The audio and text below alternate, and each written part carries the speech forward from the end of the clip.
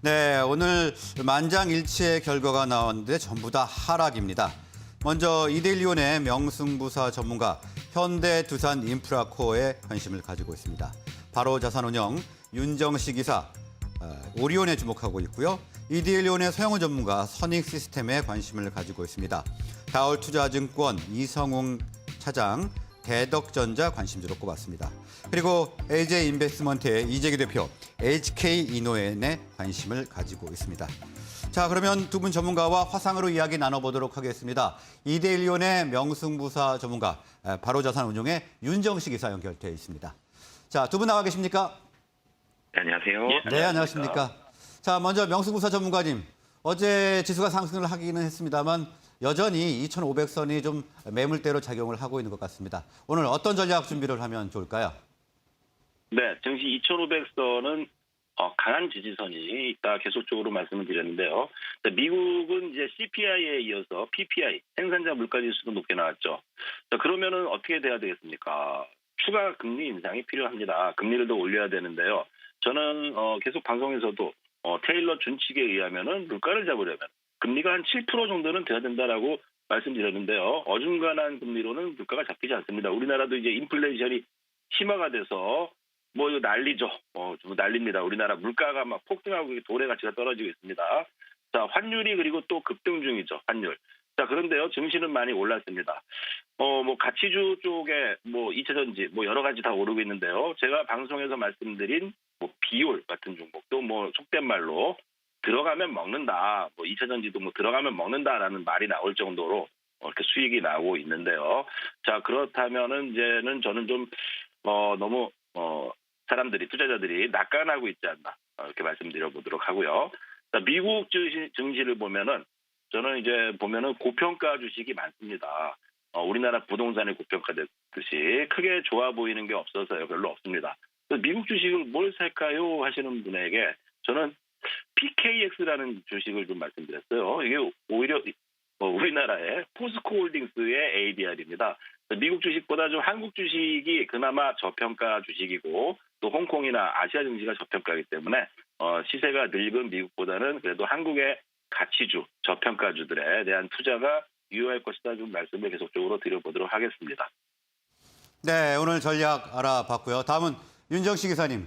자, 미국 증시 3대 지수 모두 하락세를 나타냈습니다. 오늘 어떻게 접근을 하면 좋을까요? 네, 사실 어제 그 국내 증시도 그렇고요. 어제 그저께 그러니까 밤이제 미국 증시, 그러니까 어제 밤 말고 그 전 미국 증시도 그렇고 사실 조정을 좀 받았어야지 맞는 상황이었죠. CPI가 예상치를 상회했고요.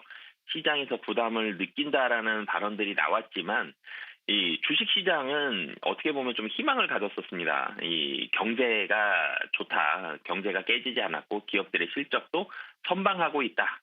이런 기대감으로 어떻게 보면 좀 버텨줬고 전일 국내 증시 같은 경우는 상당히 큰 매수가 들어오면서 상승하는 모습을 보여줬는데 CPI 다음에 이제 PPI 생산자 물가지수까지도 예상치 상회했습니다. 이제는 걱정이 좀 되죠. 물가가 잡히질 않는구나. 잘하면 더 올라갈 수도 있겠다. 금리를 더 올릴 수도 있겠다.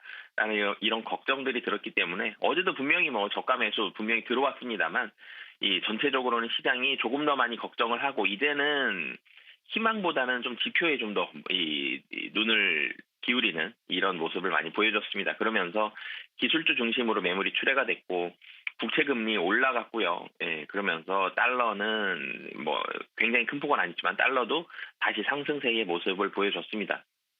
전체적으로는 시장이 어제 2,500이 가까워진 것도 부담스러웠는데 미국 시장까지 그런 분위기였기 때문에 국내 시장은 조정이 나올 가능성이 높은 뭐 당연히 그런 시장이고요. 하지만 조정이 뭐 1점 몇 퍼센트, 뭐 2% 이렇게 굉장히 큰 조정보다는 약간 1% 정도, 뭐 혹은 1%를 많이 넘지 않는 그런 하락 정도가 나올 가능성이 높아 보입니다.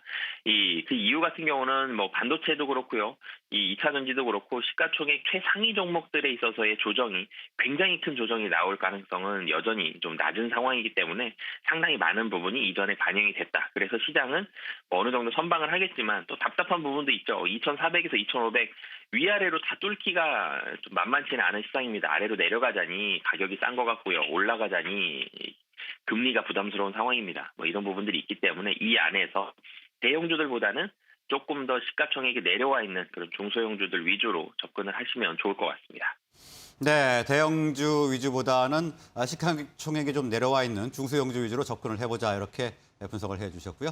다음은 관심 종목 알아보도록 하겠습니다. 먼저 명수무사 전문가님. 네, 저는 계속적으로 뭐 지난주, 요번 주 월요일에도 비올을 말씀드렸는데요. 비올은 이제 고령화 사회가 온다. 지난해 뭐 매출액이 300억 이상 돌파되면서 이익률이 42% 이상 늘어나는 우리나라 위대한 기업입니다. 보면은 이제 미국에서 마이크로 니들 기술, 홍조, 색상, 피부 질환 쪽에 이제 특허를 갖고 있는 기업인데요. 51% 수익률입니다. 51%. 어제도 10% 올랐는데요. 저는 이제 목표가 6,000원까지 온다 이거 말씀드리면서 하지만 지금은 이 종목은 추천하기가 이제 부담스럽기 때문에 비올에 대해서 6,000원까지 저는 거의 뭐 확정적으로 올라간다 말씀을 좀 드리면서 추가 관심주로 현대두산인프라코 정거점을 좀 넘어가고 있는 종목에 관심을 두고 있습니다. 자, 이게 비올이나 이제 현대두산인프라코 증시에 대해서 좀 더 자세한 말씀은 저의 오픈 채팅방 카톡방에서 말씀드리니까 뭐 여기 보시고 우리 시청자분들 오셔서 도움 받기 바라겠습니다. 네, 지난 시간에 추천을 해주셨던 비올, 현재 50% 정도 수익률을 보고 있기 때문에 신규 매수 추천보다는 매수 전략보다는 가지고 있는 분들은 홀딩 전략 언급을 해주셨고요. 오늘은 현대두산인프라코어에 대해서 분석을 해주셨습니다. 자, 다음은 윤정식 기사님. 네, 이 오리온 좀 말씀을 드리겠는데요. 이 실적이 점점 더 중요해지는 이 시기가 왔고요. 시장이 좀 답답해지는 시기이기 때문에 실적에 대한 중요성 굉장히 중요한 상황이고, 그리고 이 음식료주도 결국은 지금 소비, 경험 이런 쪽으로 해서 많은 매출들이 나오고 있죠. 그래서 음식료 쪽 관심 가지셨으면 좋겠고요. 우선 오리온 같은 경우 실적이 4분기 실적이 워낙 좋습니다. 역대 최대 영업이익을 기록을 했고요. YOY 기준으로 영업이익이 44%, 매출액이 36% 증가를 했습니다. 시장 기대치 당연히 상회를 했고요. 뭐 국내뿐만이 아닙니다. 이 한국이 매출 기준으로 본다면 한국이 전년 대비해서 20%, 중국이 38%, 베트남이 40%, 러시아가 92% 증가를 했습니다. 가장 매출 비중이 높은 이 네 곳에서의 매출이 모두 다 20% 이상 증가했다라는 점, 이런 부분들까지 본다라면 계속적으로 오리온은 성장할 가능성이 매우 좀 높습니다. 그렇기 때문에 중국에서 매출 많이 늘어나는 것도 당연히 긍정적이고요. 그래서 실적이 안정적이다. 그리고 그렇기 때문에 외국인도 계속적으로 사고 있는 그런 모습이고요. 지금 자리에서 매물 소화 과정 거친다면 주가는 다시 한 번 더 레벨업 가능한 구간이다라고 보여집니다. 네, 오리온까지 알아봤습니다. 자, 오늘 말씀은 여기까지 듣겠습니다. 두 분 수고하셨습니다. 네, 감사합니다. 네.